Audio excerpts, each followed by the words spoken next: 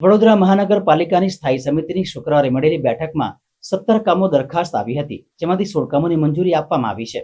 વડોદરા મહાનગરપાલિકાની મળેલી સ્થાયી સમિતિની બેઠક બાદ સ્થાયી સમિતિના અધ્યક્ષ ડોક્ટર શીતલ મિસ્ત્રીએ જણાવ્યું હતું કે તારીખ 13/3/2024ના રોજ સમા ઓવરબ્રિજનું કામ જ્યારે સ્થાયીમાં લેવામાં આવ્યું હતું ત્યારે સર્વાનુમતે એવું નક્કી કરવામાં આવ્યું હતું કે ત્યાં બ્રિજની ડિઝાઇન સિંગલ પિયર કરવામાં આવે અને શક્ય હોય તો બંને બ્રિજને જોડવામાં આવે. પરંતુ 15 તારીખે એવો ઠરાવ કરવામાં આવ્યો કે આબેકે સર્કલનો જે બ્રિજ છે એ ઉર્મી રેમ છે તે કાઢી અને એના પિલરમાં ફેરફાર કરી અને હાઇટ ઉપર બંને બ્રિજને જોઈન્ટ કરવા. આમ થાય તો વધુ ₹64 કરોડનો ખર્ચ થાય છે. એ વત્તા યુટિલિટી સર્વિસ વત્તા જીએસટી થઈ લગભગ આ બ્રિજ 56 કરોડનો હતો. એની કિંમત ₹120 કરોડ જેવી થવા જાય છે. જે વધારાનું કામ કરવાનું છે તે વર્ષ 2023-24 એસઆરના ભાવે ઇજારદારને ભાવ ચૂકવવાનું થાય છે.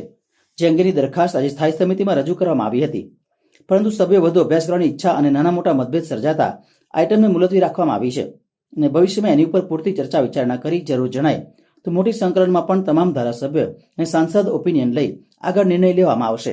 લગભગ આ બ્રિજ જે 56 કરોડનો હતો 54 કરોડનો હતો એની મૂળ કિંમત 120 કરોડ રૂપિયા જેવી થવા જાય છે.